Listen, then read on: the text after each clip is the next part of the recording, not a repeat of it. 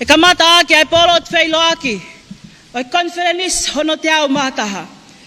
Koi ono nge au hongo fulu maa ua oi wholofola himi. Ono taha ua kata ke mo mea he ke tau hiva. E ta mai hono i ka iea. Hoanga whakaofo. Kilu ai ngutu o kulea. He tala o hopoto.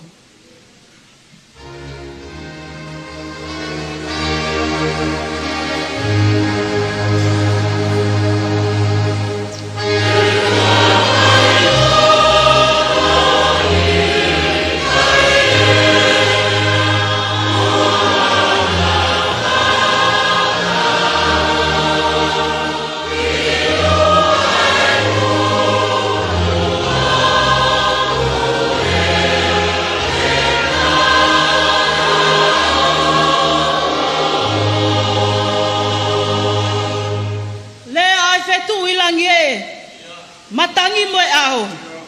Whahinga manu fulipe. Ngahi akau he waho.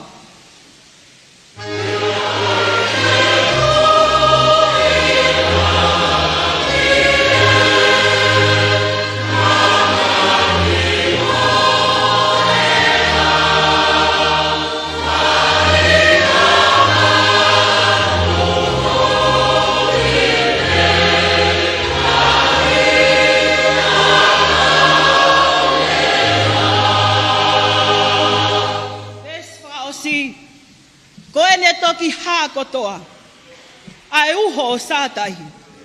Koe āwhiwhi o, kori oa, ko osi mai alangi.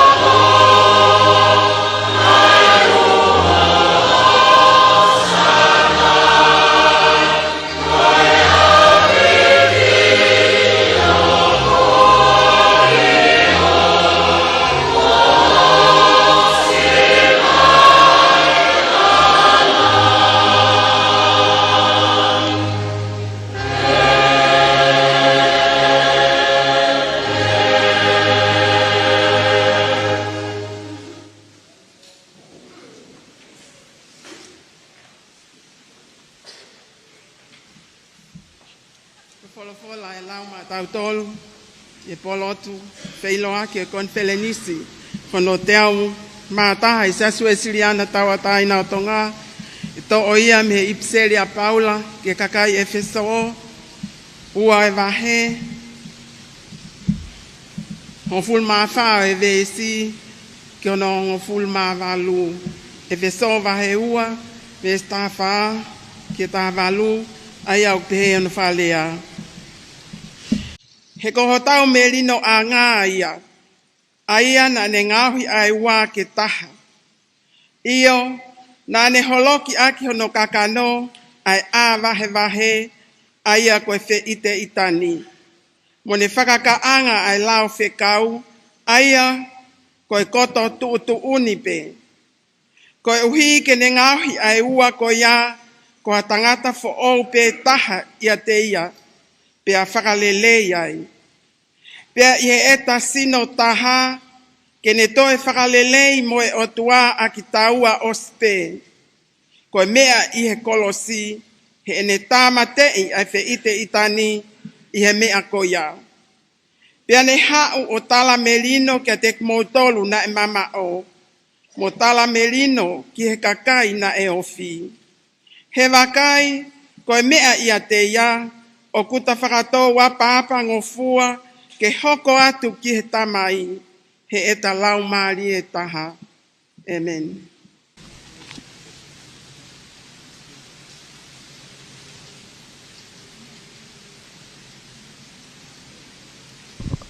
Ko mele whinau tu holoa ki moe wholofola o e whiawhini. Ke tau lot. Koe mea te bue. Koe ia te tau tolu ai o tua. Ai taha ai o tua. Koe au ni upea moe whakarewerewa. O kuhigi ai e mau whawhetai. Kau i ko ho whai ho mau marui. Ko koea e mau tamai whakalangi. He o ku mau whakamoni whakataha. Pea mo e tala loto ai puna ke. Mea whakao po ia. Ai tau hao mai. Tau tuku ai koloria. I o tua i langi. Whawhetai e whakalau maari le e tai ne kuini. O i o tutonga. Kau mahono whare. Te rei ai sea. O i polotu. Whiroaki. I e konferenisi kono te au mātaha. Wale tangatai Palestini. Kau mano hoa. Reia e tangatai se dalaya konferensi. Kau maa e konferensi kakato. O maulo nuku he whare lot whakamanat. O siaus tupo uluak.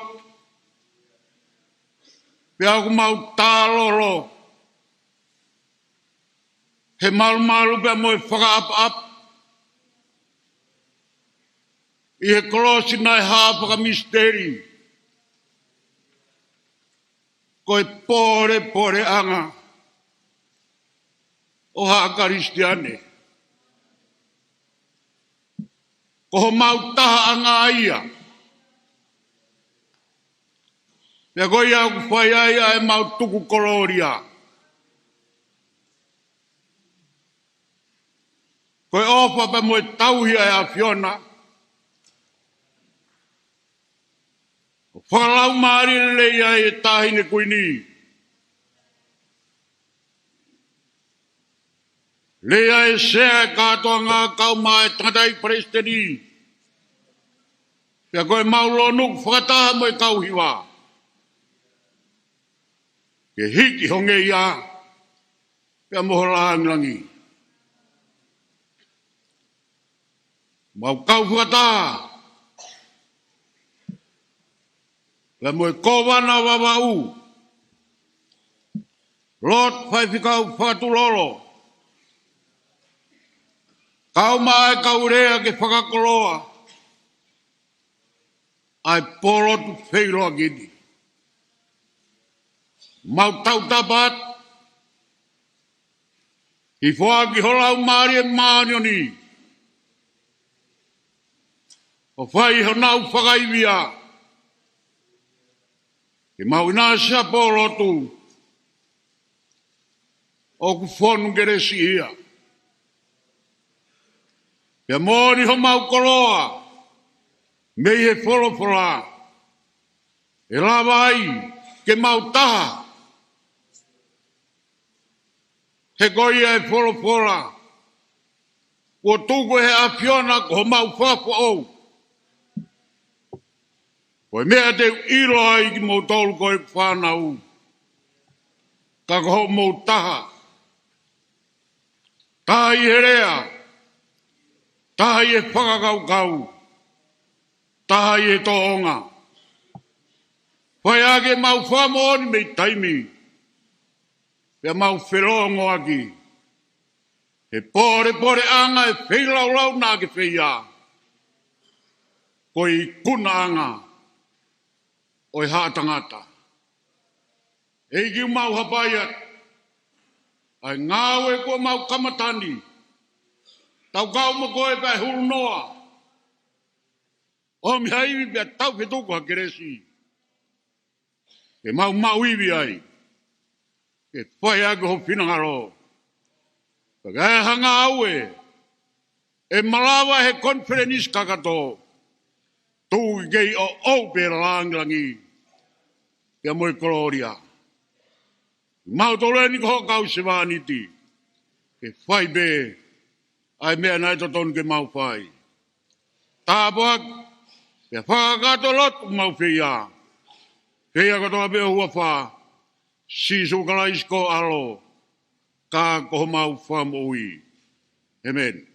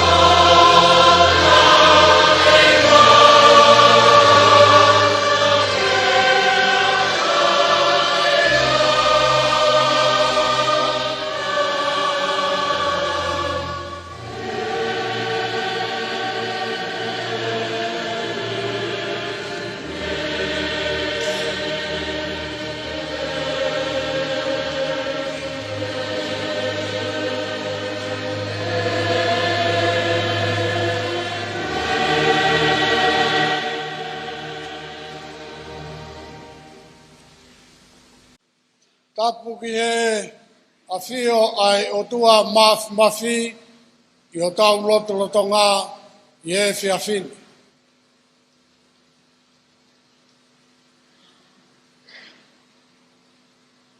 Tapu atu tahine kuini o whenua tonga. Tapu ki a Lord Whakatulolo. Awake. Tapu ki he Presteni o siasi ka mahono hoa. Tapu ki he Kovana hapai. Ka uma ai kaurea o e whiawhini. Tapu whoki ki he kau whaihiwa, kai uma ai kau hiwa eki, oi polotu wheiloaki, oi konferenisi, ono te au mātaha. Tapu atu ki he, kau memi pakakato, oi konferenisi kakato, maha sola muhavulangi, Kau ye whalelotu whamanat o siastu pōulu aki i e whiawhini. Tala mo ka pui, ai tala whakatapu o e whiawhini, ngai tuunga, ka iau ki ai tala whakatapu, ka iata mua ki a te au, tala ngofua koe uhi koe tūtu uni kua whai, Skei taribia mo i konferenisi, o uhi ko i polotu, feiloaki o e fiafini. Rea feiloaki peia e tonga, malo e rei, malo e tau mau e fiafini, malo e folau, malo e tari folau, ia malo ofa e tua mafi o whakawhiloaki ki tau tolu i he fiafkoin. Fia beau ke whakafonga ai vai whanua haapai, ai mau tari fia loto mawhana o hange o tau fola i he fiafini. Ka koe kolosi, makatunga ai tau feiloaki, fia, oi polotu feiloaki, oi konferenisi koen. Tau whawhetai heo tua mas, koe uhi kone, omine rei, ai whewholauaki, moi whewhonongaki, ai konferenisi hono te au mātaha, e tau whailonga, ai pōni, ai fia, moi whawhetai, koe uhi, koe tau whiloaki. Koe rea taritari peia, o whaiaki hono taritari he wahe whanua, haapai, ai tau polot eiki, o e fiaf koe ni. Tau bebi a mosihova ke ana, ai koloria, moi nau o lau i kuonga, o hiko ne au whaki mo ui, pe a tau kamata, ai polotu, o e fiaf koe ni. Apeke whakakakato atu pe, ai whatongia polotu o e fiaf koe ni. Ka hiri pēni pia whahatau hiwa, koe koristau whahau pilo levu uia. Hiri hiwa koe apa, koe tau rea whikaluaki koe kowana haapai. Pita, tau whatofua, hoko ai pia moe, hiwa hono hoko, hiwa ia, tongorereka. Whai moe tau rea hono ua, at moa tau whahema, he vai whanua Amerikaka koe se tuata lahi ia, o e vai whanua. Whai moe tau hiwa, wahenga whoa, kai umaa e wahenga uiha. Koe tau rea whikatolu, whaia e he se tuata lahi, o e vai whanua tongatapu, sione tūki at sinia. Hoko pia moe tau hiwa, wahe kauai, kai umaa, ai wahenga pangai. Rea ko ia hoko ai, ai rea, koe tau rea whakausi ia, whaia e lot, whai whikau whakatulolo. Ko wana haapai, re whamoremore vavau. Ia whai mo e tau hiwa he tau tupu, o ewa, e tau whakamāpopo, ai tau kātoanga polotu e fiaf koen. Whakatauangi ki he lau maari e maonioni e o tua. Kene tataki ai polokalama, polotu, feiloaki o e fiaf koeni. Tau hoko atu ya mohono polokalama. Oi, whakahoko ia mi hesea o e polokalamani, ai hoko o e ngai hiva, mo ngai lea, ke whaka inatea ke ai konferenisi kakato. Koe whanau me kolisi tau whahau mo pilo lepu. Pea koe whatongia o e hiva. O ko naulau mano mo tāpua ke ai. E ngai whatongia katope. Ke teu i ke napangapanga maali. A tua. I he ngahi whatongia ke. Oa umai ki he pōni.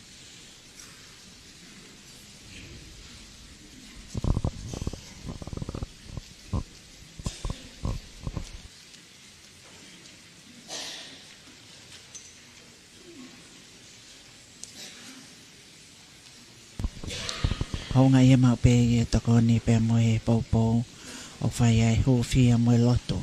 Ia ngai polo kalama katoa pe ke whakahoko lolotonga ai konferensini. Pia na e hapa ia ngai whai anga loto e siasi whakakolo moe wike loto o e konferensi pia upe ke ngai loto whale o e whamili. Hiva whawhetai o e aho.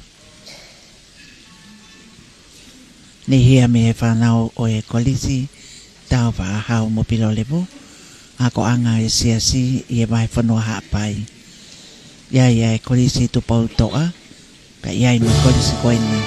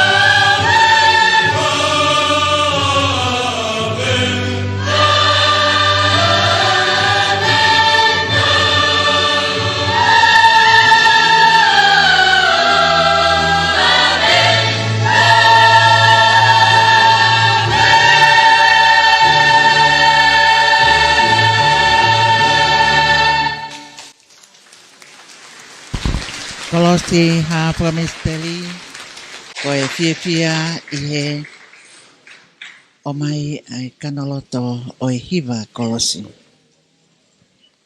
Iai poki ai amanaki ki e tau polo kalama I he neha e ki ko manao ha pai. Tapu mo e tahine kuini. Tapu mo e sea. E kōkore ke hufanga he whakatapu.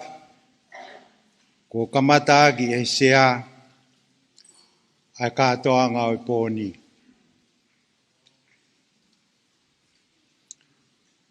Kai ata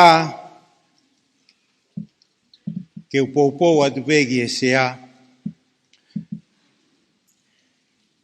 ke whakahauko ai taritari ai vai whanua hapai. Ke taritari o konferenisi ono te au mātaha ke fo one one pia mohono whakailongai o tau e nima noa o hoko mai ai kolosi hafa misteri e apitu whakaholo o tui hapai.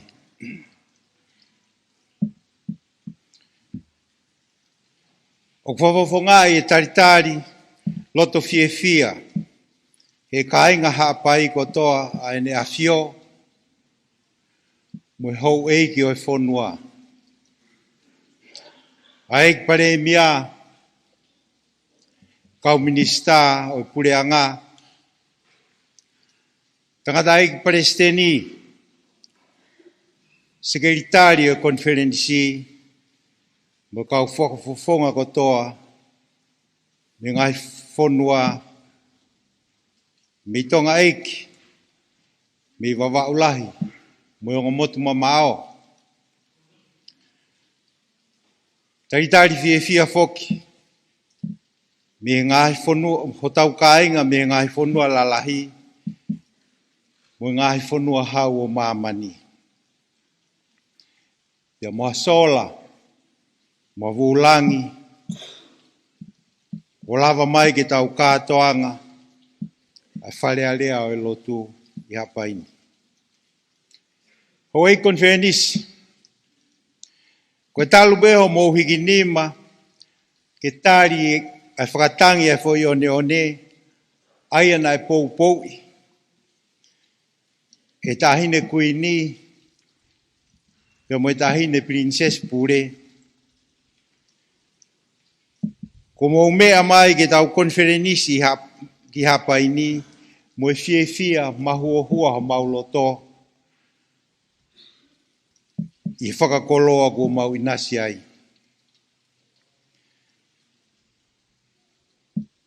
Pia neonga nei whai mai whanonga, pia ngona mai ko tutu uloa, pia ngari pōpō uria na tula meihe tonga. Nei si longo pe o tu hapai. Pea neongo ne tokai e funga muitoa. Whakafuri e tatafe a auhanga mea. E siafi a kao motofua. Pea fasi funga fasi. Ai otu ngalu e waha motu. Hena e hange pe ka ikai. Ie poni, whakawhetai. Pia toi whakawhetai. O kuke I waka pia sātai. Ke puke hake ho mau vai. Pia tokoni ho mau masiva. Poni o fie hapai kotoa. Pia ko mau kātoa me he tapa kehe o mamani. Ke taritari e tu I hapai. Ko ne haerea hapai veo. Ke toi o mai e whare area o e lotu ki hono whonua. Hena e puri a pe. Hono tari e lotu whakaristiane. Ia whakaauha. A ngahi o tua mua. Pea te whakaulu ke ongo ki langi. He koa upe nā ku omai. Toa ngai ai uloa ki pia whielau. Koe tui hapai. E konferenisi koe ni. O kutau whakailonga ai. Ai tau nima noa. O e kolosi hawhaka misteri. Whekau mai a rea motua. Kia tau whaahau ki hapaini. Pia mo uruka alala ki wawa. Mo tafoki. O tari e lot fo ou. Nai wholawa ta tau whaahau ki tonga tapu. Ke kore ha misnare ke hau ki hapaini. Ke a ko ia. Mono kakai. Ke lot fo ou. Na meanga tau whahau ki whaiwhekau misinare ko misa tō masi. Hau ki hapai. Pea te whakamalo lahi ia te koe. Pea te whakateunga koe i he wala whakawhonua ka pauti ke whie ma. Pea te whawhangata e totongi koe. Te ulanga ha whale no whaanga mo ou. Te ulanga mo hao whale lotu. Pea te uhau mo au ki whale lotu ko ia. Pea o mai ko toa hoku kai ngā. Ke a ko iai.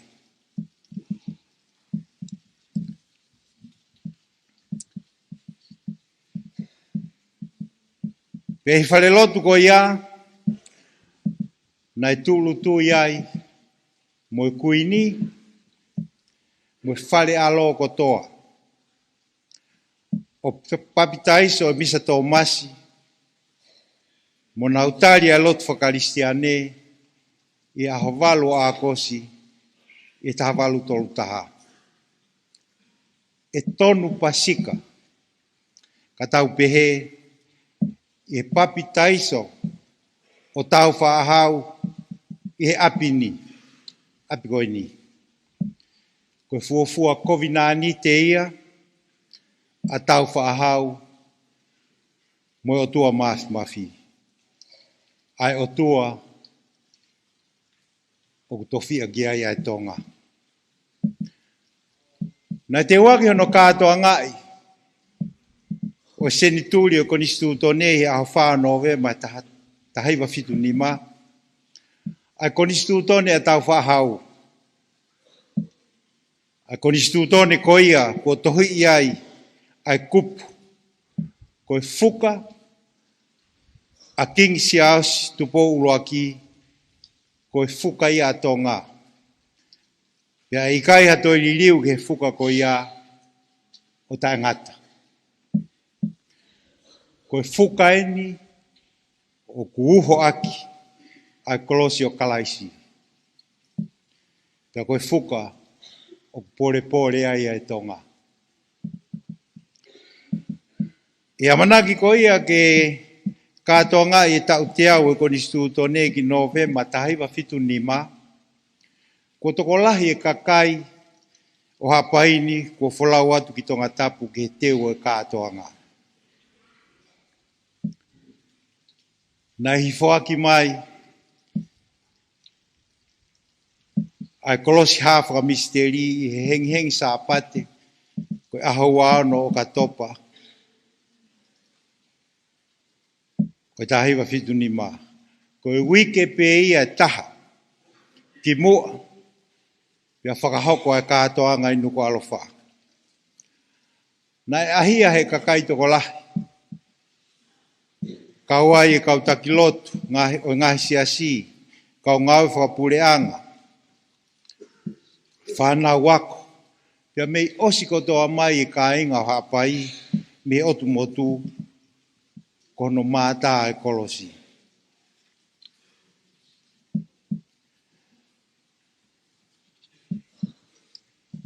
Na haere foge ne afio tau whahau tu pou wha. Kuini halai walu mata aho. Whatawhehi tu bere hake. Mumere naite. Kau paresteni. O ngahi siasi. Kakai toko lahi. I kai ngata pei hapaini. Kai kau mai kiai. Mitonga tapu. Wawau. O ngahi whanua kehe. O tongani. Nai whakahuafa. Ene a fio tau whahau tu pou wha. Ai tō wha ai kolosi. Ko kolosi hawha misteri. Pea ne wholofola pehe. Ko whakahaere mai ai kolosini ki hono apitonu. Ko kere tu whakaholo pe ia o ene a fio. Tau whahau tu pou luaki. Neongo o ke hoko atu ai whakatotolo ki he meani. Ka oku ngari. Ko e toka anga o ku tō whai e kolosi hawha misteri. Ko e tuu anga pe ia o uruaki whare lotu o tau whahau. Ko mea ke tau whakakaukau ki ai i he uike ni. Ko e kolosi hawha misteri. Ko e whakailonga, whakamui tahaeni. O ngahi kovina anite, aene afio siasi tau whahau tupo uluaki. Ko e fuafua tui karistiane o tonga kātoa. Pea moe o tua mafi. Whatawange ke tau mauha konferenisi fia mo whonu tāpu e kina. Pea ke ona i pia e koloria mo e langi. Ko e otua mo tonga. Ko hok tofia. Whakapapatu.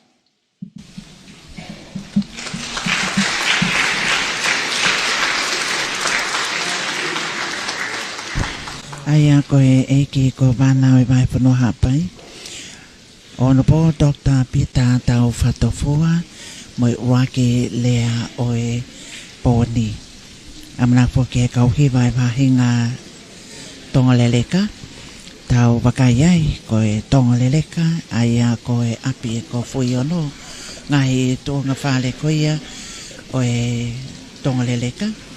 Pea mo e kainga loto e se asi wesiriana tau ataina o tonga. Pai whekau atu nai sa mawhileo. Pea ki ono kau hiwa. Whai hiwa ko wate soni mawhileo. Ko e tokoni ko mesa ke sokoleti pule hiwa. Ko whorovela ndu hiwa. Pea ke ai whoki pea mo e antema koeni. Ai tangata kui tau whoki ai na iai pe ai hiwa mi tonga lele ka hapai. Solo ki ai ofisa ngawe ofa. I he antema koeni o e tangata kui. Siso na saleti ka koe pōni. Ko ongo tau tehina lo peti mawhileo mo te vita mawhileo ko e solo ia i he kauhiwa te unga fo oweni ai au ko nao ngawe aki e pōni kaua nano maa kulokula. Hey,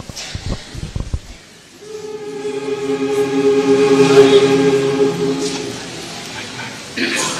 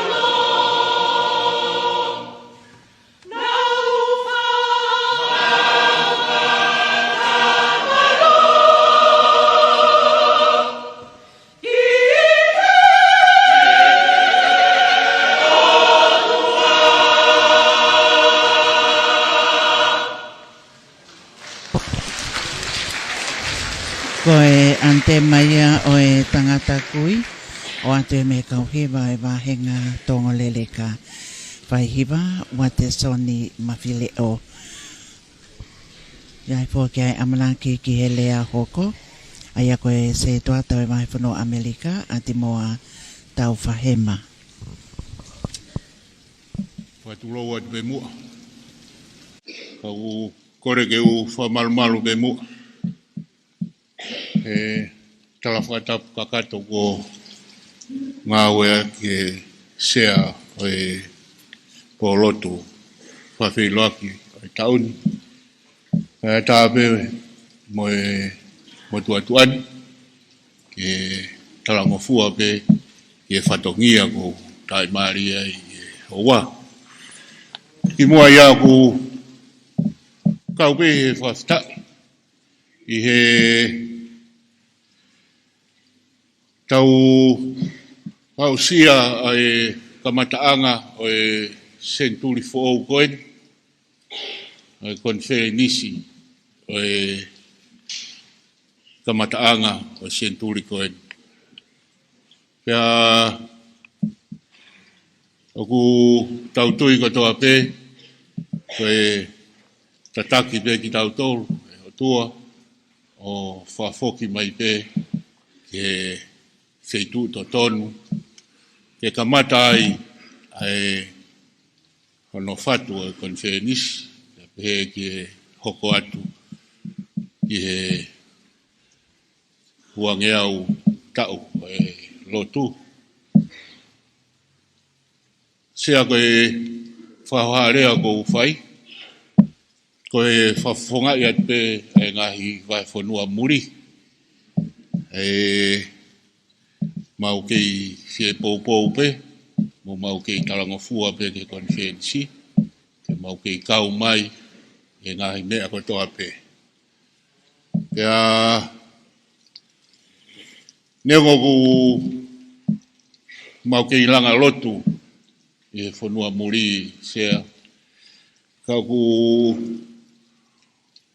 whaingataa hono tauhi mai ai ngahi katongia whao konferensi.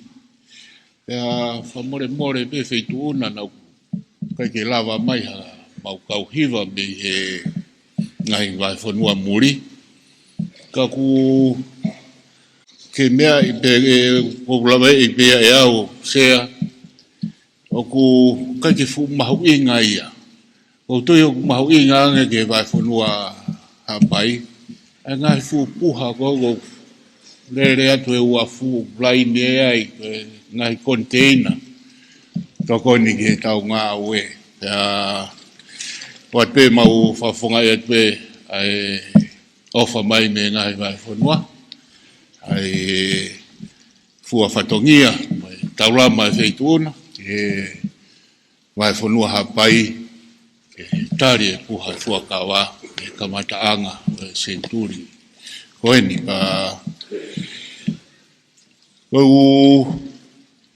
ki e lawe pe auia ki he tahaiwa wafa na kamatai, ai no fatu pe alalanga ai konferenisi, o siasi. Pea neongo hono whama opo, kana iai pe taimia, na iai ki mo veu ai. Pea wau mai ki he whaosi o e senturi, kuo neongo koe mawoku mo ui, ka kuo wange, mawo pe mo to pe lotu, o whai e tauhi lotu kei muri. Pea, koe kamataanga o e senturi fo'ou o e konferenisi, o ku tui o whaatua pe, pea mau whamaroa tai ne kuini, o a whei tau laro, o loto, o hunga ia ki mautolu, e pou, ke au mea konferenisi, ke potu totonu pe ia, ke kamata ai, ai senturi fo ko ni konferensi taku tautui ko ekolosi ko fuiwi ekolosi tene hanga fra ma opo ki tautol tau fononga mo ia ki tau senturi ua o e lotu e tau fo pe mo fononga ku loloa sea ku puri ka ko iwi ekolosi tene fra ai fononga konferensi matangata wisirana ki hato e senturi eta mau tala monua ta ina kuin ye feituona ma ai fareo ha moheof ai ngahi patongia ko toa ku a feitaulalo e feituona ka ku tai maria ye lotu ka mau lave monuai ya ke ki motua ko ni ufaria wa ko ki motua me vai fonu Amerika na mau fanongo pe e haerea nge feituona ai o mau ki vai fonua ko mau ki vai fonua fo ko ki vai fonua si taha ia mo vai fonua fa mui ia no langa ka ku fia ho ki fafine ko winga ko e na kwata septema ai be fo ki he ka wa ko tutuku ko fanongo mau be he fa lave ai Palestina ko ne fa me age ki mua o ke ka we va fonua ka ko fanongo pe ni tala noa ko ne tu aki yange ai ngahi la isima ke teu ko hinga ko me age a feituona ko fa hua be ka ku fia pure va fonua au mai vai fonua tal de rei ai feituona ka pe ki e ka wa ko tutuku ai teu ai fatongia pe teu pe vai fonua ki ai o fatsia malo ai taulama ko fai ke vai fonua mau tai marie pe neongo ko toka tamaki anatula ka ulau bi ha pai pe tapua koe lau koe tāpua ki, he ukai ke hanga he uha ia, he toa tāmaki, o ta ofi ai, ai ngai whatongia wa whanua. O whanua motor, wa whanua hapai, e ke konferenista kato. Tawanga peke hangahi whakoloa, e konferenista koeni, wa mono whakakoloa ki tau tolu, i hangahi koloa koe hinga koe mahu inga o mimango fultau o kolosi ko toka i api ko pure la a e whaua area e te au malo apita.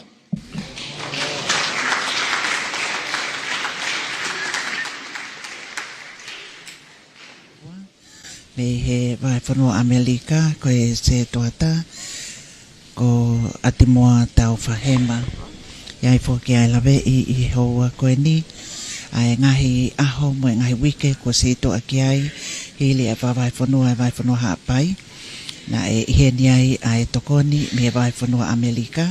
Iheni ai atimoa tau whahema. Pia koe tofo ngā ia. Kene whakahoko ai ngā ue o tataki ki he kolosi ha whakamisteli i hono a. Kai o mafo ki hono ngai whakamolu ki e sitepu ki whakahoko ai e tūlu tui i he ndaimi oe whai oe hapai oe whanua.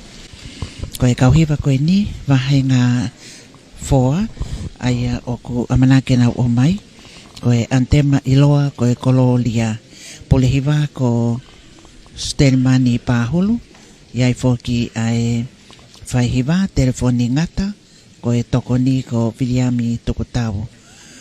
Pea ko nau te unga koe lanu blue. Wahe foa ia. Koe whakahoko e whatongia i he wharea lea o lotu. Lau manu mo tāpua ki ai. E ngai whatongia kotope o au ki he hiva. Koe ngahi whatongia ki he tautali. E ngahi whanonga whakato o tau e hala ki he ene awhio. I he haunga. Ki he ena awhio kau maha fōki ai tangata i Palestini. Koe skaitari lahi.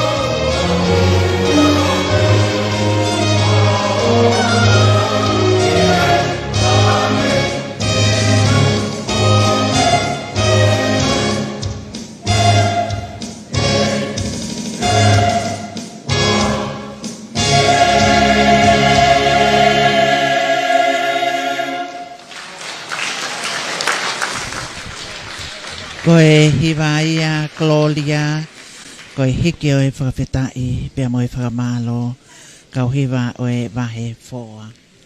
Iai foki ai lawe i he kau hiwa koe ni ai wahe uiha. Amanaki ke whakahoko koia e nau hiwa ko e whakapapae whakahoko ki he tahine koe ni ko awhio.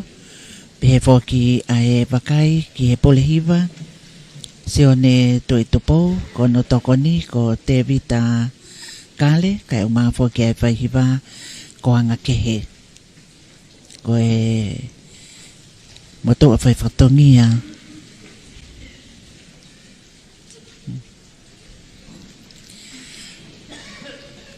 Ek no pele a malopo.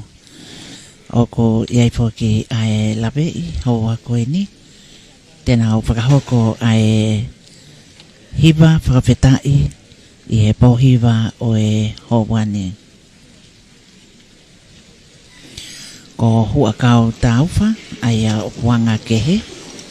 Pea moi hiwa o e wahe ngā uiha. Ko te hinehina te ungalana plu. Nau fia mo whakawhetai. Ngai aho ko si toa ki ai e whai whakautumau ko e hiba ai ako hiba. Pea mohono lotua ai whatongia kotoa pe i he pōhiwa whakawhetai kai uma afo.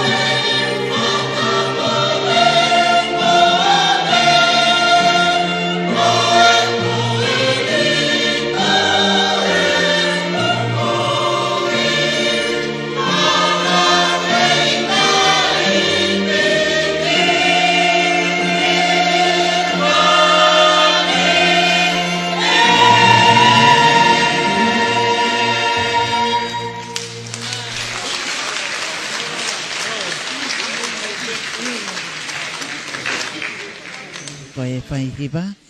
Pea mo e antema o mai ke Kolosi hawhaka misteri. Tāpua ke oi vai whanua haapai. Se o neto ki a Junior. Lea Fikatolo. Se toa tai vai whanua. Me tonga tapo.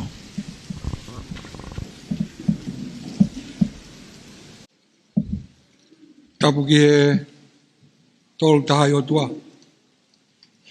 Koe tamai, koe alo, koe lau maari e maanioni. O kua fio, i o tau loto tongata. Tapu moe hau o tonga. King tupo one. Moe daine kuini. Kuini anas pau. Wah. O tapu the Lord Reverend Hakatulolo, kau mai ko wana o hapai, o ho eiki, tapu ha matapule, ha tau whanua. Tapu ke eiki Palestini me kau tarasi lahi o isiasi Wesleyan, tau taina o tonga honokotoa moe conference kakato. Me kau whakahofonga me muri, ke tapu atu ke whaiwhikau sea, kau maa a whaiwhikau pūri o vai whanua hapai. Kau tātai ki whaiwhikau, o toa pē me muri, o nau mea heni. Ka moha a whaiwhikau. Tapu ke kau whaiwhikau mālolo, o nau ngahi hoa. O kore whakamore more sea, ke hūwhanga atu pē ngai whatapu koso no a whaki. Ka tā, ke puke a whakakoloa o e whatongia, o e aho mohono e whiawhini. O kou whawhetai ke tolu tahai o tua, ai tauhi mo e whakalau maari e lelei ko ne whia mo tauhi. Maa e wahi whanua ha paini, ka mohono tau mua, ko e Kolosi. Kaine kuina tonga. O tau whiawhia ko toa pē, e whakahoko koia ai koni whenisi o e Kolosi ki pangai ia moe vai whonuani. Koe whiwhiri sea e whoki. So koe aha ai uhinga ko whiri ai pe he lau maari e maoni oni ai location koe ni, ai tuku anga koe ni, o mo mea ki ai koe Kolosi.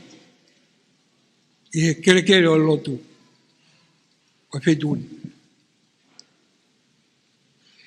Lawa pe whokia ke tu i he whungasia ko wei ongo. Lawa pe whokia ke tu i pauano.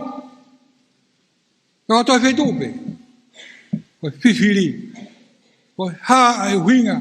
Nai whiri i ai he lau maari e maoni oni ai location ko ni, ai tuanga ko ni. O me aia ke tau whakakau ki ai. Whiri i pē ai whai one. Hapai. O kai ke kei weu hapai. Taha pē. Sea. Koe whakawheta ia. Koe whakakoloa. Koe koen. Mono wiki. Koe Kolosi. Nai whai ai tau. Mo ringi toto o hange nai hoko i vera ta. Kai tālunga mo hifo ai lau maari e maani oni o ne whai ho tau whakapou. Whakapou he sino, whakapou he atamai, whakapou he lau maari e o ki nau tolu. E hau eiki mo e kainga o e kuohiri. Pea tau tai maari ai. He aho whakakoloa mono e whiawhini mo e weekend. Kawinga, koe mea te pū, koe ia te ki tau tolu ai o tua. Koe akonaki me he apostolo o Paula, Ipseri, Loma, wahi nima, rake vesi, ke ono nima o vesi. Koia tau tuku ke whakatonu ton ki tau tolu i he tui. Ka tau mau, merino ai moi o tua. Yo tau eiki ko sisu kalaisi. Aia hoki. Ko fome ai, ko tau tataki i he tui. I he tui, ki he kresko eni o tau mātu ai. Pea ke tau wiki i he amanaki kau i he langi o e otua. Pea ikai ia koia pe, ka ke tau wiki foki i he tau ngahi mamahi, he tau ilo o ku tupu mei he mamahi ai kātaki. Pea mei he kātaki ai lava o e ahi. Pea mei he lava o e ahi ai whakatua merie. Hope. Whakatua merie. Koe kolosi ia.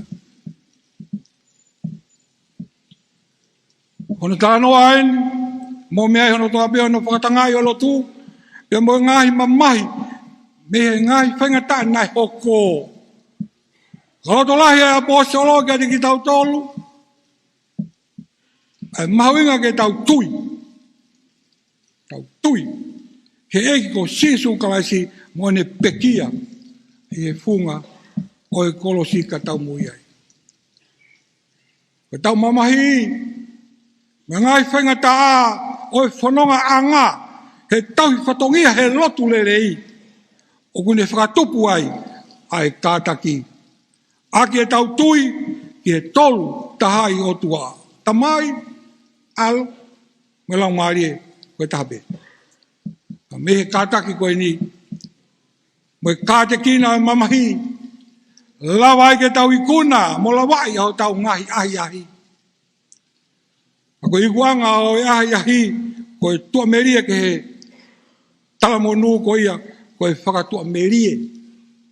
Koe kolosi pe ia ho tau, koe kolosi pe ia, ko ia pe, ho tau haanga, i e whanonga he maman koe ni. Sea, kau maa tan koe ni me whakataha ikin. Mai conference kakato. Kowinani te ai otua mo tangata mo otua. Kowinani te au toton ke tau.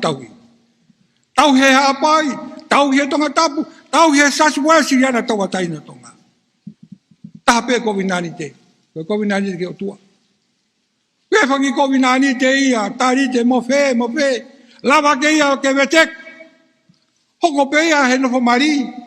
Tare ko ngai. Tari te ia u lava be ke vet. Ka ko tare ni te ko tari te ko mo otua. Ai na fai koe. Tau whaawi heni. Oku to tonu tonga ke ua te tau ma wahe me tari te wea. Ka kowinani te ia e otua. Oku to tonu ke tau hi. Otua mo tangata mo otua.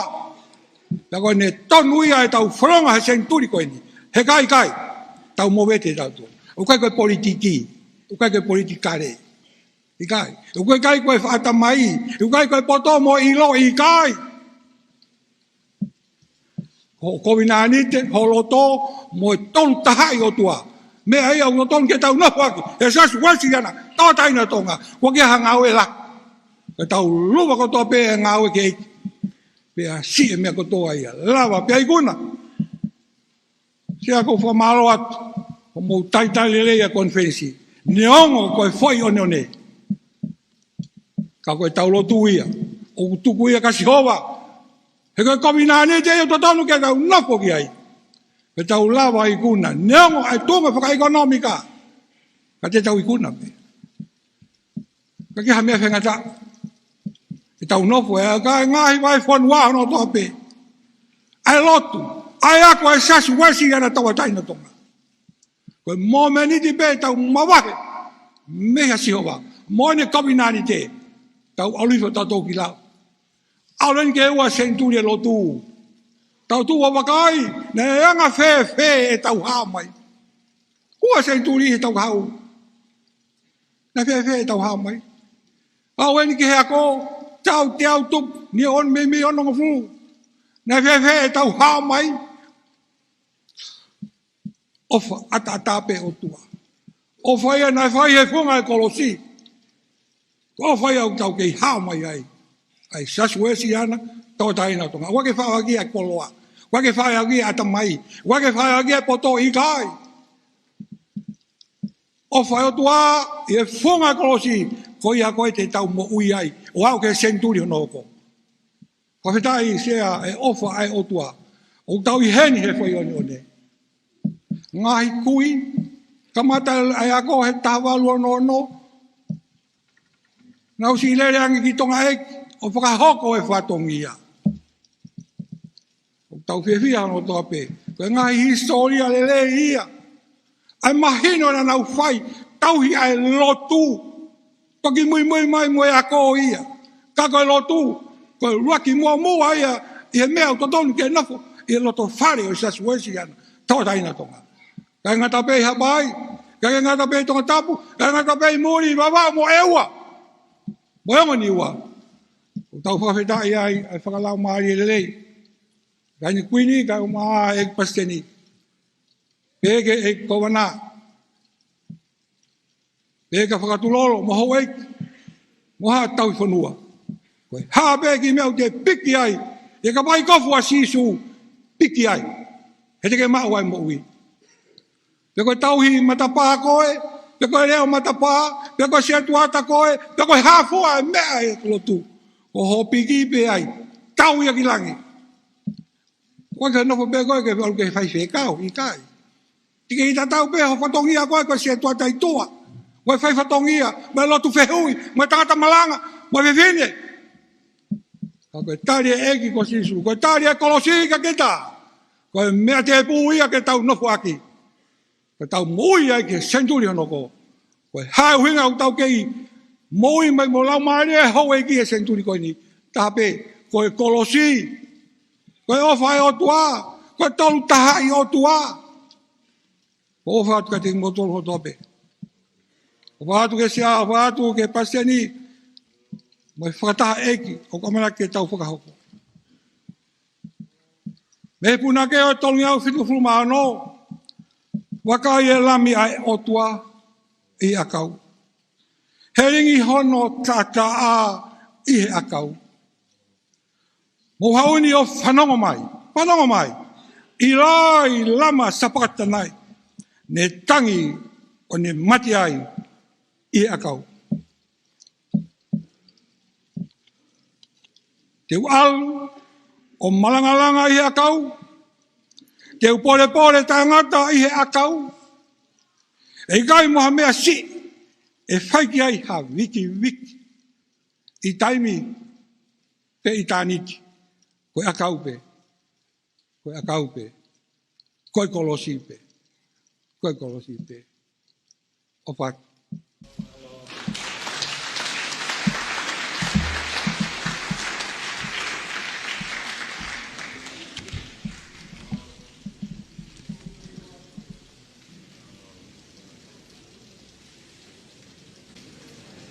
Junior, amanak po ki he kau hiva ia ai wahenga kau vai. Mai no pe I ngai kau hiva keke, vai ai teu I ngai aho, mono ngai hoa, koe hui koe ngai polkalama I konfelinis kono te au mata. Sia si we siriana tawa tai nau tonga pia moe whakamanato e ni manoa tao o e kolosi pramisteli.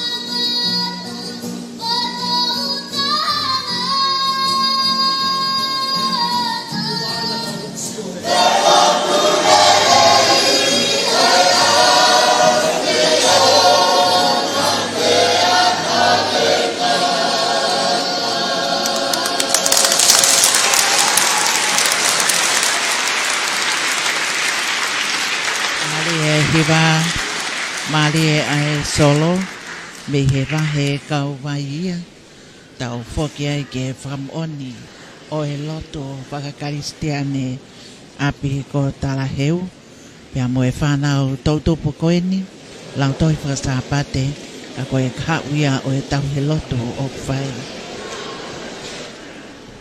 i he kauwai ha ano ka e umaa foki i he vai whanua hapai koe kauhiwa koeni me pangai mo e hiwa koia o e kolosi ha whakamisteli ngau teo ngā ki pēo polopolo mai e he hou eik whawhine a e skafi koeni ai a koe polopolo whungani mai aki o ko hai e sila o e siasi hai pia mo e kolosi hai pia mo e tala manu koe nimano ata we o e kolosi ha whakamisteli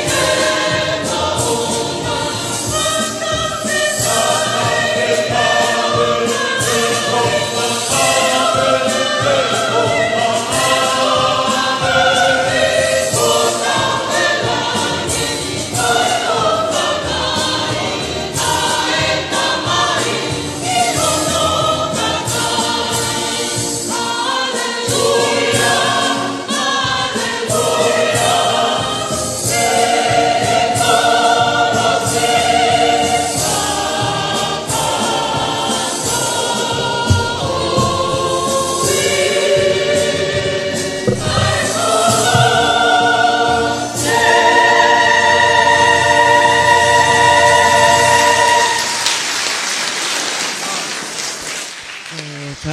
ai whewhekau ka kone pikia, ko whewhekau whalau hola tau kawha. Tō tau wia no rotonga ni whakau ko whatongia i e mai whanua hapai. E ki ko wana o e mai whanua wawau ka koe whewhekau. Tapu ke awhio e o tua, i o tau loto ngā. O tua koe tamai, o tua koe alo, pia moe o tua tauhi, ka koe lau maari e maa leoni. Atapu atu tahire kuini, isa koe mahina o ku takahela a. Sea o whamore more, ka o malungi atu, tala kakato, pia moe talamalu e whanua pia moe lotu. Kai ata ki he motua, mei motu ke whai atu, a whawhi loake. Ai ka ainga e tama ko ulka alala. Kai maa, ai o motu mei toke lau mamao. Se au kei huni pēa e lolo a halai waru. E au kei tūpe ai api ko pou o no. Ai kere, na e whepalopes aki ai ai tu i, pia moe tu i o ai tu i. Ko tau hi a Sihova, kai maru i ki tau tolu, pia mei o lunga. Api ku whehu i ai, ai toto, pia moe kere o e tonga. He koe mea ia nai tu ki o longa. I loa ia tonga, pētaha i māmari. Koe whanua o kupurei whakatui, marui, meilangi. Isa, ai whaunga o ongo oriwe e ua. Nai kamatai e pure anga e ahoni. Whitai aki pia moe lotu. Kai malo iai ai whanua. Se au kei mā whana pia ai api. Nai tō ai o wha. Pia hifo ai ai lau maari e maoni oni. Au mau me kei tau ki pe ki ai. Pia moe lotu lelei. Ai eiki. O kei whakatou matau, whakatou he mapea e halapure anga. Pia mau kei tau ki pe e wholau kamatoa ke nau lata. Pia kei tau mua ki pe e wawa. Koe ofa i he lotu. Pea moe ofa i atu pō. O here 5 kau sea e mai whanua. Wae kau tangata e ki 5 kau. Hai tama ko urukara.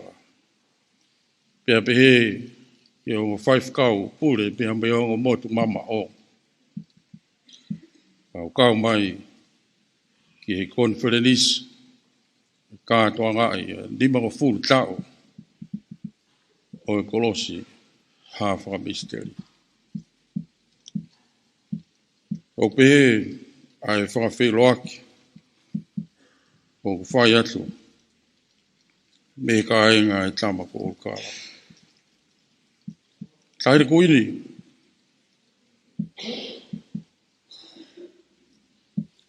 whawhitai e lotu he koe koloa ia atu pō.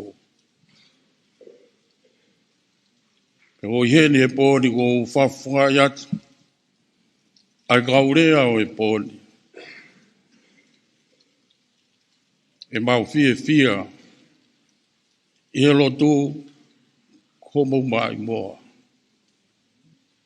Komo koloa. Peo mau whakamalo atu. A whai atu e sea. Mai tangata i Palestini pia mo konferenis kakato te au mataha. E mau koloa ia. E homo a whiwhio. E whanga i e si. Me api ko tuku mo whai la. Ke whakakoloa. Ai konferenis o kolosi hafa misteri. Sia ko whakalau noa pe ki kolosi hafa misteri. Ko kolosi o sino ha mai. Wholofolau kai ke whaibea lo tu i seu sarema. Ka wau ia ki Samelia katoa. Ko ia honi u kai ke whaibea lo tu i whare lotu. Ka ukiai ai kolosi ha whamisteri. Ko sino ha mai ia o e lotu o tau whai. Whiwhia ke whamaro ke e kowana vai whanua. E tari lei o whai mai konferenisi te au mātaha. Seana iai be ai kau a ahi, ai potunga au e mo ui, na anau a ahi antu ke taha be motu i lulunga, koe ka ainga be ai ko wana hapai. Tai mea na ke i toka ngā iai e potunga au e mo ui, ai whahinga kakai, na iloa hufanga he whakatapuka kau mā uri. Pana ahi e poto ngā ue ke wakai ngā ue na nau whai. Tahe motu koe ni na nau matangi aio aho e tolu. Kana nau fia he tari kakai na e whai he tuunga mātu a ki he poto ngā ue mo ui he wholau nā nau whai. Koe ana na e teu ke nau whoki ai, whai nau mau mea takoni te teu ke nau whoki, na e whine motua ini tia ai.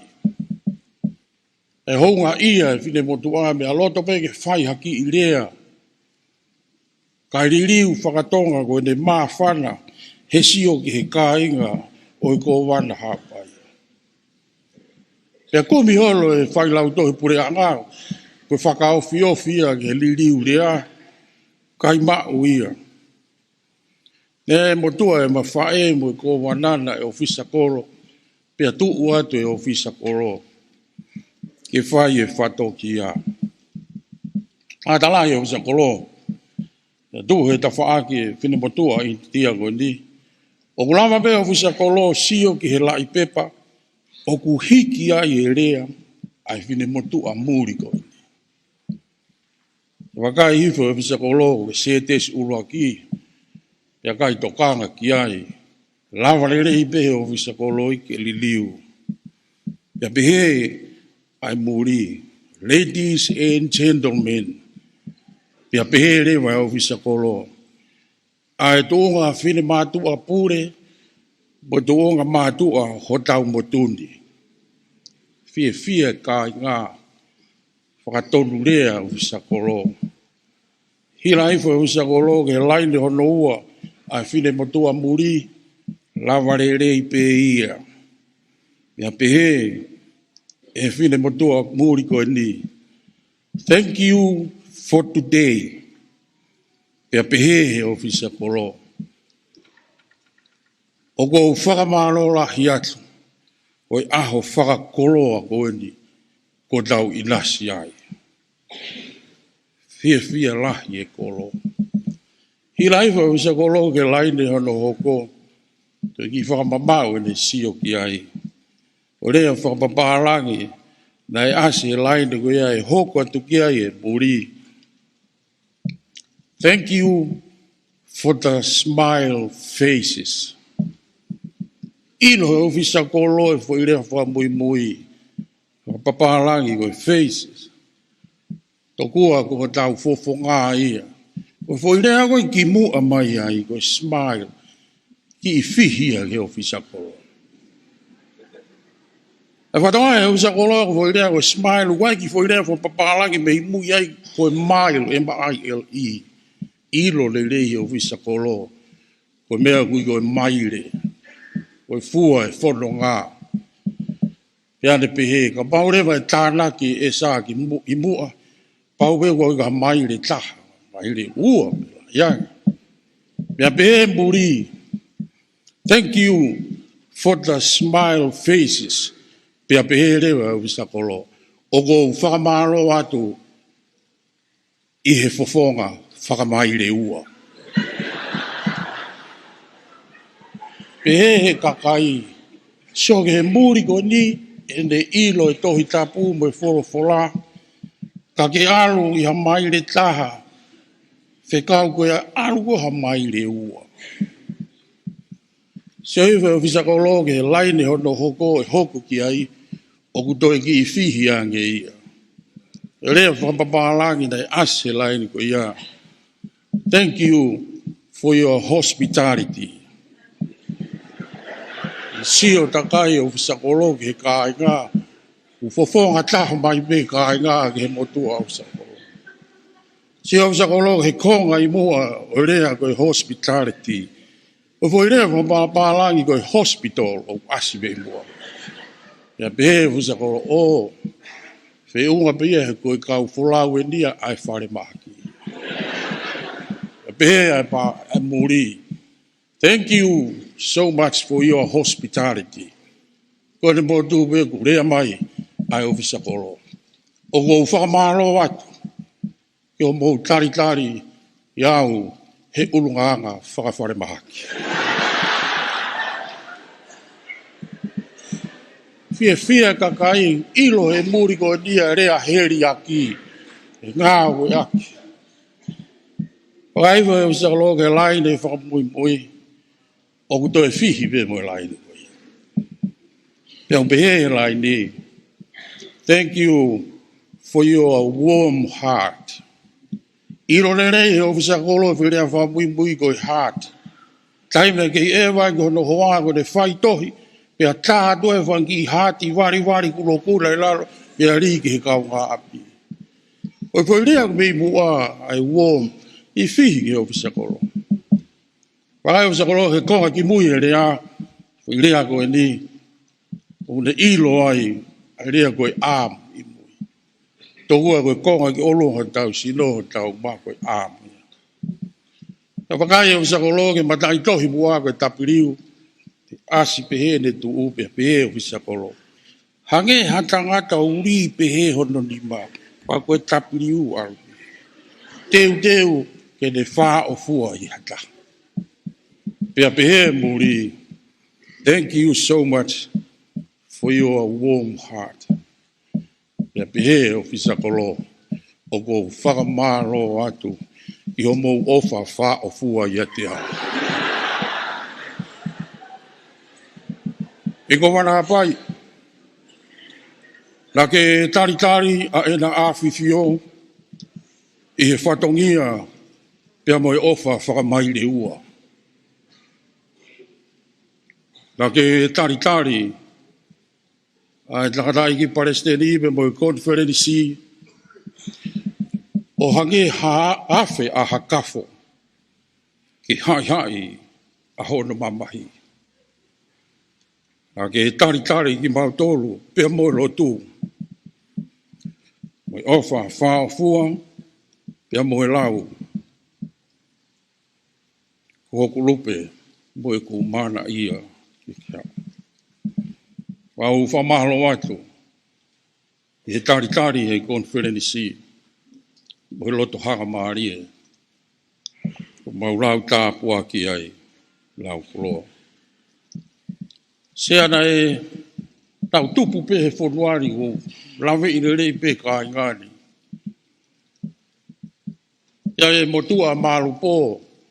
Me hiwa uiha. Nea e hula na e whai tolu wafe. Ia kai ulo le rei e māma. Pea loa to e nau ki motua ko vo la.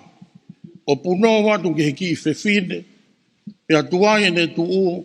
Pea ne pā i eia i ki fefine. E aro ki fefine o whakailo ke na hopo. E whakamau polisi ha paine ku motua mei wawau ko paura ta tafu. E whai hopo mea e ki ate paura. Vola, tonu hia pihara ia. E dāne vola. Sea, o go hara ia atu. Pea tō no loi mata. Amore more, ne upuno watu. O kune hanga ia o whakairifia pūloa ia huvanga. Ia ulo mai maa sea tākua koe no molo pea e ne sio mai ki ate au.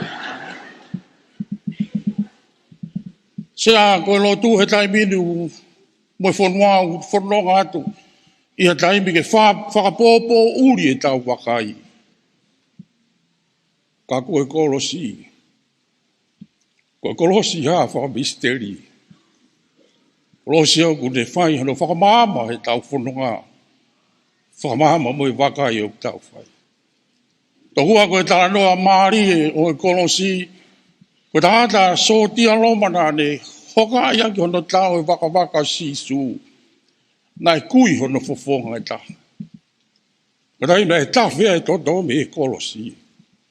Nai lawe hono fofonga. Pea mamai a ene wakai. Kolosi koe mama anga. Hapai veu. Tau piki he kolosi. Pambo ofa i o tau tui. Siasi. Tau pipiki he kolosi. Ko siasi tau hi eiki eni.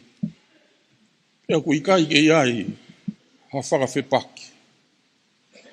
O wei pureanga. Mo pipiki he kolosi. Kai tonu e ngā ue. O mo whai e pureanga tupo. Sea koe api ko whakoutua ai wawa ui ko ni we. Kai mina wamata ngā ue ai eke mai kau he kau whai whe kau. Whewhea ni we. O talage sai pea ni we. Te whetauraa kia tu moe mātu a wheitu. Whewhea ni we. Sai pea ni we. Bea u whakaukau kuei ai pui tua ni we u kai ilo ia e au. Ia u whaka eke holo. Ia u doki ilo. Tāko ni we. Koe api te volo ia whakauria. Ka wau toko tā ape u nofo ni we. O whoki mai me ngā we bea u talange whakauri. O doki ilo ni ko ni we koe api te volo ia. Kamai whakauri ko whaito o nai a āptangata eiki. O, pe ara wake a mua toko ni ki ai. Hau e whakauri o tangai maasi mai nima taki kilo nima. O e whia whiko ne ringi takai he tua whare o si atu mo mau uru akau hono ringi takai. Te tamai whakauri mohererei ko he pōni ki au. Sea, mo whie maari e lahi. E pompong e taha ko utari ki hau whakauri ke mao, hawhe hiwau te ke hau ia. Aroha ke hoko hiwa ko wongo i ku whai kehe me a. Pe au tātu ki office, tamai ko whe ku whakauri, tamai ki ko wana. Ma more na mōpe ane a whipa ku toko to whare mahaki atu ai pe ho whakauri.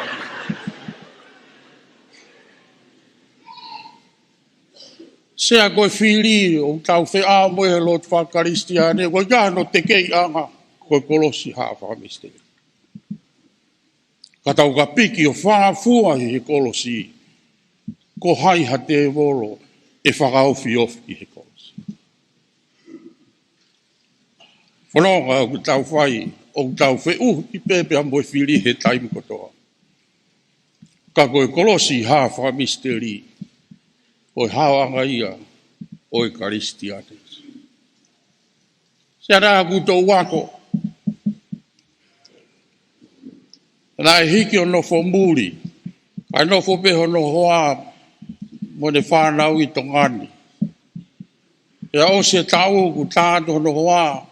Foki mai a, ko lava ho ta whare, ta mai he motua. Tōku peke uto e ngā aue, ka ke whalala mai peke a te au. O se ate mai ngā hi mahina, u tā mai e ta mai, o tāri ta tau pe, kore atu he whine ki ke foki mai. Are pe whiawe tāku o tā mai tangata i ki, o kai ke ai e whine e ki. O tāre atu e una ki ofe whine.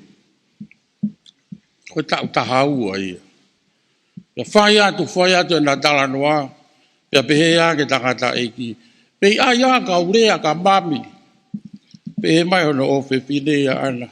Si ana ko mami e u aria mo teti o so pingi. Pea pehe mai e fu telefonia. Ia ue ko teti au ko urea atu he telefonia.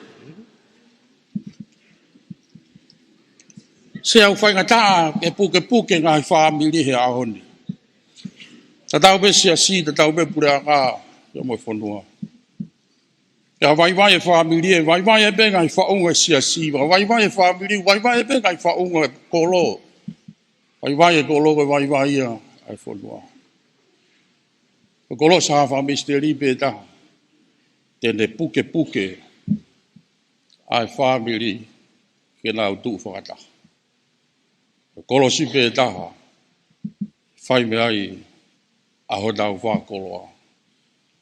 Amore mo se atu pe ke u whangao si atu. Ia e motua a tuita me i tongo rereka.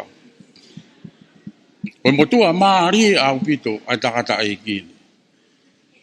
Ia ko takata ai kina tau sias. Rea e ne i pusiaki u whatapu. O le monu manu ko ki puak. Nai tuku pea no matawhare ko teu ane ngā aue he lotu. Sino lele iau mwita ko pusiaki whakatapu. Ko bongbong e taha ko matanga i ki ke whawhanga pusiaki nai ui pe ko pusiaki ko puri a pusiaki. Au ke fiafi tepe asi a pusiaki. Whamanato takataki na kai ko e puri ia po uri, ke ia hakai haa. Ka whakaukau e motua atuita, koe kai asi pe iha taha o e ne whanau. Ia pe tamai e ne whanau mahalo pe ki ai. Ia ue whanau o whaka eke, kai ke hao e tamai e koe ni. Talange whanau. Nai kai umu a mea, o e whohana ke i uta, ko keri e ne maara. I rope tangata i ki, ko pusiaki e ni, nei awa ki uta, ke keri ake maara. Whekau pia hau.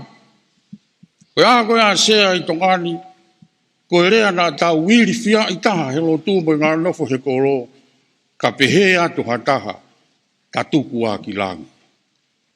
He whamā opo e si hova mei o lunga, ai mea u tau whetō kehe ake. Ia eke he tangata e ki o ke ilo, ko pusi a ki nau teu he kawenga e whamiri. Loi be tangata ni.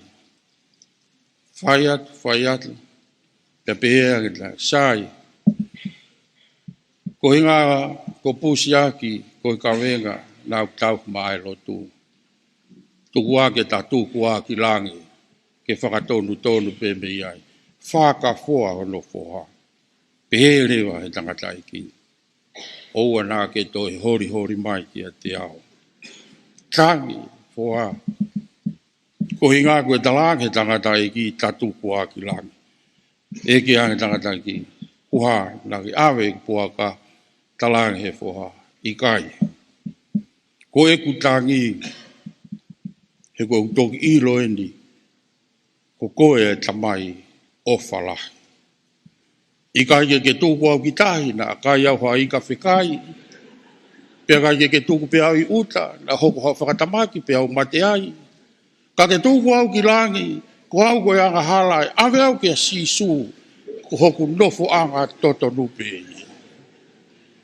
Sea, ko nofo anga toto nupe a karistiane, koe awe ki he kolosi haa whakamisteri. Ko tau koroa ia. Ko api au tau whetukutuku pia molotu ki ai. ki tau whetukutuku o pipiki ia whaafua he lotu whaakoris karistiani. Talamanu wat, whaafukai te kāinga. E tamako ulkārala, mai o motu mamao. Taire kuini, whatawange ki tau inas, a konferenisi o Grace ia, ki tau whaafua he kolos ha whakamisteri, ko sino ha maia, o e ko si sukaraisi. Kua whatu.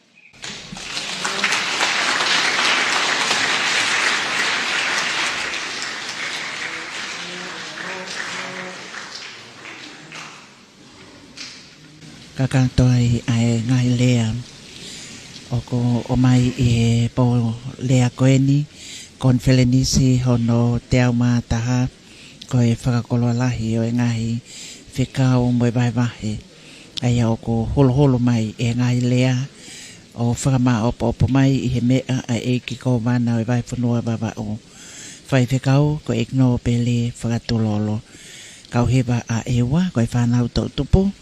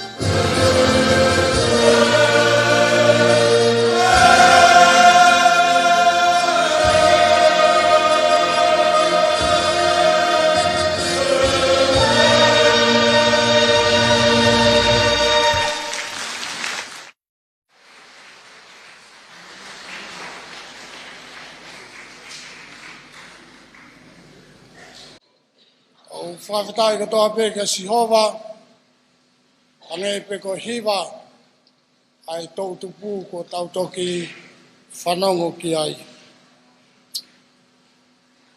O tua pe whatongia ko o mooku, i he whiawhini. Whanongo ki ngāhi hiwa, Mārie, kai kumaa, ai ngāhi rea, whakalau Mārie o e whiawhini. Ia wakai hifo ki he polo kalama ko e whatongia ko om ki whakaosi aki ko e whakamaa opo opo.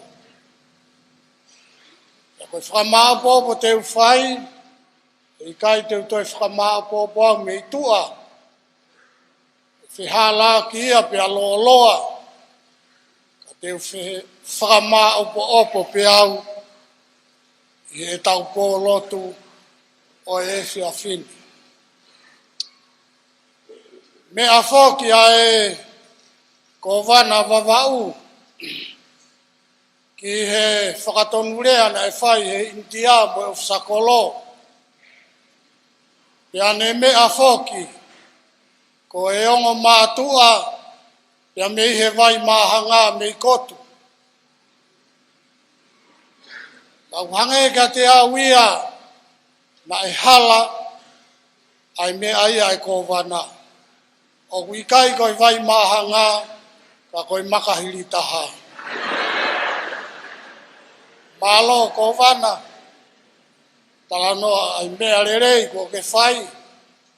Ikai ko ia, ka koe tala noa ki he hoa. Ko haa paini ku mausi, piki taipe he kolosi. Kai ke toi ai ke ua hau mau ngahi hoa. O hange ko wawau lahi. Alue hoa e tahaia ki muri, kai alue hoa e tahaia moi hoa ki wharikoloa. Whamalo lahi atu, ko wane whakakoloa, mā ai ko wana haapaini, ki he se tuata lahi o tonga iki, ya moi kau rea eiki o e whiawhini. Tau whia ko toa pe, ko e uhi ko ngāhi whakakoloa, whakalau Mārie o e ahoni. Ko e ua o e whakamāopo opo o e whiawhini. Ko whakawhawhonga atu, ai whakamālo mo e whia ai vahe whanua haapai. Ko uhi ko e la ko e whiorerei, pia mo e hoi fua, ai tamatui ka umai tahine kuini, mo e tahine princesi, mo e komiti kakato, o e konferenisi, senturi o e tauku osi, ke omi ki he vai whanua haapai, ke kamatai, ai senturi hono ua, o e konferenisi, o tau kamatai. Pea te tau whanonga ai, ke kakato hono senturi ua. Ko e tau whou, te tau hanga, o katoanga iai, ai senturi ua o e lotu. Pea kai ke tau ilo i e ke tau tolu, pe ko whē, e lau Mārie rerei ai konferensi, te whaiki ai uraki, ai siasi, te ko whē, ha wheitu, lau Mārie rerei ke ai siasi, ke kamata ai senturi hono tolu, ko senturi fo ia, o e lotu tau hanga ke ai, pe whaiki whē ai konferensi ko ia. Ka aku monu ia, ai vai whanua haapai, ko e uhi, ko e senturi ua, o e konferensi, o kamata ia i he whanga, o e si, kai umaa, ai vai whanua haapai. Ko whakawhawhonga atu, ko e mawhana lahi, mo e whia lahi, ai e ko wana o haapai, kai umaa, ai whaiwhekau sea, whaiwhekau pure, pia mo e sias mo e siriana tau ataina o tonga i haapai, mo lau maari e rei, ke kamata i haapai, ai Rock Century hono ua o e konferenisi. Ko e whakaosi o e i whataungia ko whaamu ke whakakato aki ai pōlotu wheilo aki o e whiawhini ko e uhi ko e whakahoko atu ai ofa e wahe whanua haapai. Ki he tare ki ta paanga, kai umaa ai komiti paanga. Ko e uhi, hange ko ongongo na ya umai ki haapai ni.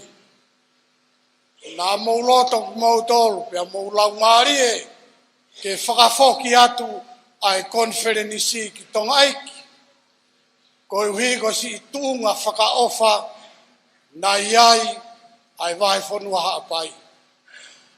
Toi loto pe ai komiti konferenisi ke whakakato ai pe hono omi o i konferenisi te au mātaha i haapaini. Ia kumau fia o whakawheta. Hange ko he mea nai whai he kowana haapaini. Nai hange pe kai ke whai mai ki haapaini. Kau tau whakawheta. Ko e otua ia ku ofa. Pea wikai whiriwhiri manako, ka tufa tatau pea ene ofa. O hange ko ia ko e polo tu wheilo aki, ko e whiaf ko ni, ka whia ka atoa pe, ka e tau te whito ke wahe whanua haapai. Mo lau maari e rei, ke whai mai, ai konferenisi ki haapai. Pea, ko hono whakaos, o e whakamao popo, o e whiaf koin. Ko e mau kore whakamore atu.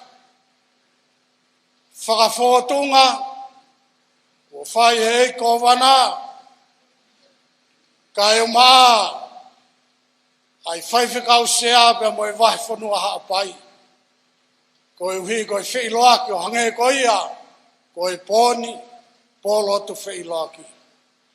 O manatu pe, ko e whoi one heni. Neongo, ai ne tokosi, whotunga whewhe, ai tauhilotu o whai i haapaini. Ko i mea pe ia hange, ko e talanoa hua nai whai, ane nai hange. Ko i mo ui pe ia, ko e lotu pe ia, ko e tauhi lotu pe ia haapai.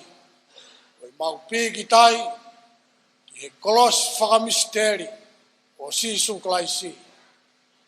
Mea i he haapai ko toa pe, ko e mo ui anga pe ia o e tonga, ko e kolos o tau eiki o sisu klaisi. Tai ne kuini, whamalolahi atu, Fio fuoloa heni, ko i hui ko i whakalangi, ko i pōlotu, wheiloaki, ko i konferenisi ko i ni. Mōni pe la wia ai punake, ho wiki ke poupou, ko e tui ke hapai e lotu. Ko hi ko e tui e kune hapai e lotu, pe aku monu ia, mohu tāpu e ki nai, a tonga, ko i uhi, ko i lotu ai tui.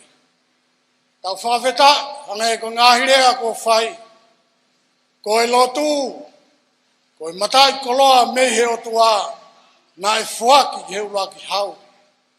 Iau kei tū loa, ai lotu ko ia, ko i monu ia anga o tonga, iau kei iau mai ki hota aho, moi pōni, ai tau monu ia, tonga, whanua monu ia, eiki aki pēa si ho.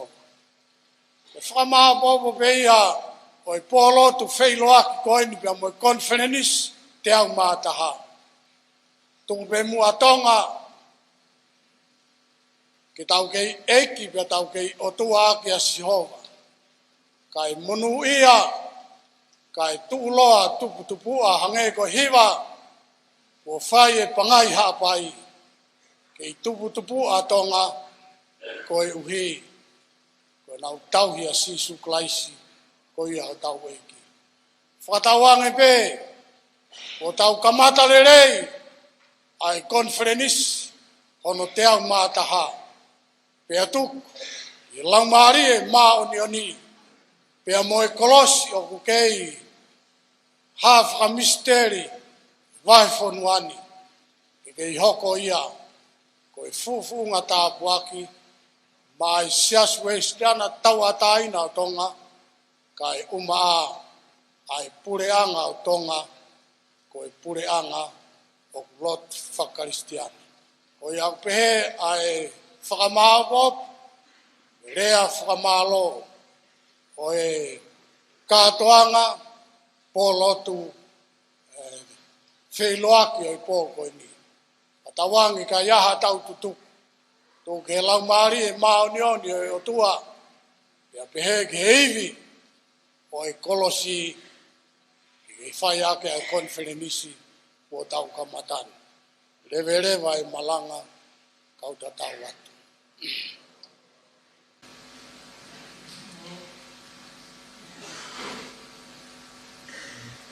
Amanaki e kakata koia o e whakama o popo mi e sea o e polkalamani ko e himi tuku mi lei katoa. Himi tuku o e polotu wheiloaki o e konferenisi kono te au mātaha ko te au hongo fulu mā nima o e himi tātā nima mo mea ke tau hiva. Sisu ko tātā a pea moho anga tonu ko e kuteu ngā pe ia pea mata rerei.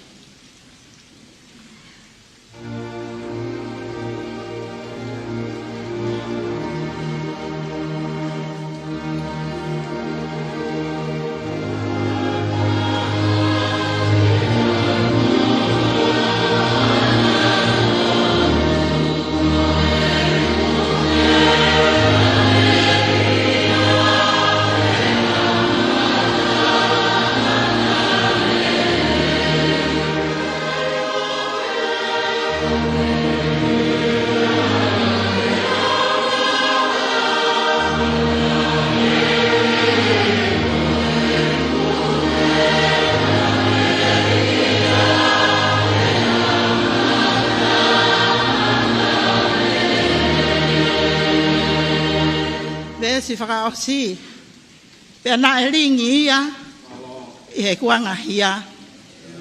Pia koe hao anga, ki mamani kotoa pe.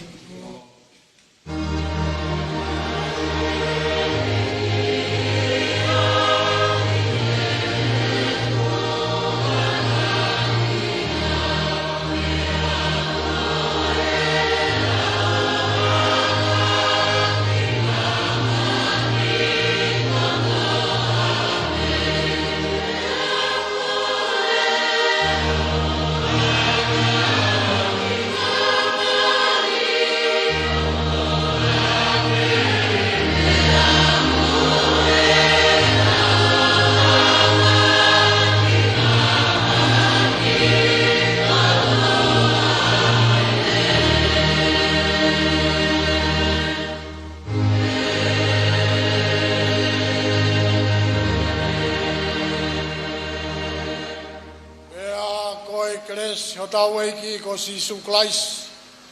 O whalai ai o tua koe tau tamai whiohi mo lau maari e maonioni. Whaloto alo whai e teki mautolu, whai pe o tai ngata. Amen.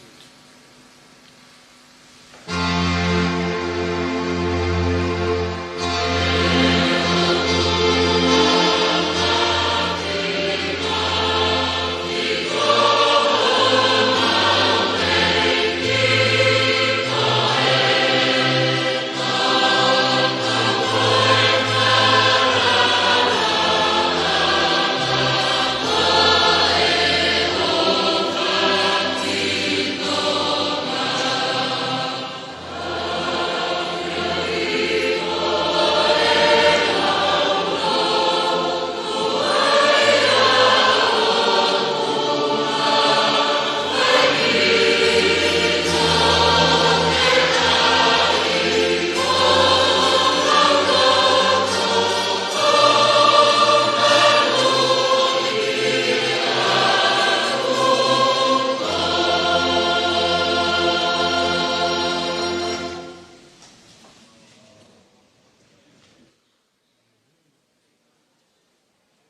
Ko e kakato ia ai polo kalama o e hawani polo tu whakawhi iloa ki o e konfelenisi hono te au mātaha mo e ni manoa tau o e makamaile o e kolosi.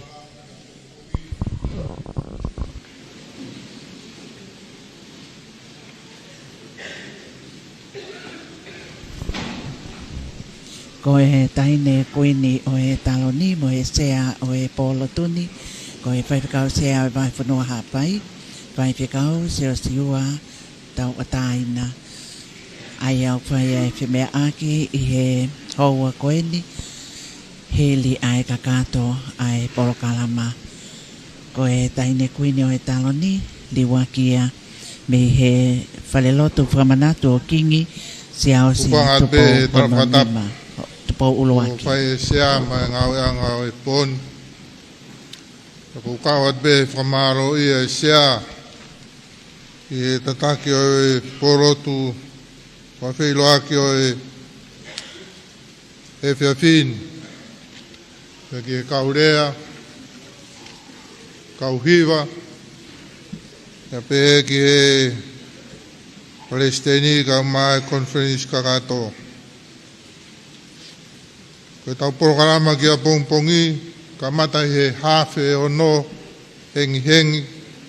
Ko e programa maranga ia, programa maranga e pure lulu. Tangata maranga, ko kau te vita tui prot finau, te mei Amerika. Ko kau hiva ko unau tataki e programa ko ia, ko kau hiva tongoleleka, whatonga yang, ko tau toru tataki e programa ko ia ai hiva o e maranga pongpongi au hu. Ko e taimi fitu e whaia e whakaroto whare ia, tataki pe ia he tau tupu, e mo e tare kita e potunga au e aku whakaristiane, e whai mai pe mo ia ki he whailotu whamanatu o sias tupu uru aki. O to e tataki pe mo ia he tau tupu o tongoleleka. Taimi hawhea hi wāko i whataha e komiti transit lahi, whai maia ki whairotuni pe, pe i taimi hongfuru pongpongi, ko ilo pongpongi ia o i konferensi, e whaia e wahe lulunga, pe mo i wahe mua. Ko i taimi tahawa hoa tā, ko i konferensi kakato, ko i tariui, whiri Palestini, pe mo i sikeri tari lahi, whai mai pe mo ia ki e whailotu whamanatu ki heni. Pei he taimi ni mā e whiawhi, ko ilo e whiawhi ia. Pei he whitu tolu noa, ko e hawhi walu e whiawhi pongpongi, ko e hūwhia o e konferenisi whanofo Palestini. Pei mo skeritain lahi he ne awhio ko tupo wonu. Ko e tau porokarama ia ki he ahoa pongpongi. Pa mahalo atu apit, mulama mai tau whakakato e. Porot whailo aki, kaurea, kauhiwa, maro pit, maro mume mai, mume atua, maro. Ai ko e skaitari lahi o e konfelenisi, ko e whaifekau ai white atiola pe a moe ngahi i tōtōni, kai o maafo ki ai whakaongo mai, ai polo kalama ki a pongpongina, ai konfelenisi hono te au mātaha, mo e whakamanatu e kolosi ha whakamisteri i ono makamaile ni manoa tau. Ko e kakato ia e whakauko whatongia o e whiawhini ko ato e whakawhiro to mawhana ki e tonga ono katoa pe. Amna ke tau kau whakataha i e whakauko whatongia ko ia o e ahoni. Pea mo a pongpongina i e henghengi auhu o whinai ki e taimi o squata mehe nima e whakauko whatongia ai a e komsoni whakamawhala lea tonga. Pea ke aia e tāla manu, whatawangi, ke tau kei whetaki ni mape i e whakahoko whatongia, me he konfelenisi e sia suwesiliana tau ataina o tonga i e wahi whanua hapai. O ato e whakamaloa me loto honga ia, koe hui koe ngai tokoni kotoa pe o whakahoko me ngai kopo whekau aki, pea kuhonga au pito ai ngahi whetokoni aki ko ia. Whakamaloa me loto honga ia ki he ofisi o e siasi wesiliana tau ataina o tonga, aia o ko iai a ene whengawe aki pea mo e komsoni whakamawhala lea tonga i e ngahi polo kalama. whamalo me lo tohonga ia. Ki eiki palemia o tonga, eiki tokoni palemia, kai o maa ai ho eik minista o e kapneti mo e pule anga tonga, i he tokoni mo e poupou whatongia, ai taha o ngahi kau tah bisnisi ai pule anga ka koe komsoni whakamawhara lea tonga. Whamalo me lo tohonga ia, ki a mina fifita i ka voka koe hoa, o e whaiwhikau pule o e wahe whanua Amerika mo Hawaii, ka koe taki e pot ngau e a whawhinesia Suetiriana tawataina o tonga, i he wahe whanua San Francisco, Amerika. Kautaha koe Value City mo e Comfort Zone Furniture, pe foki ki e kautaha koe a koe Factco Western Union.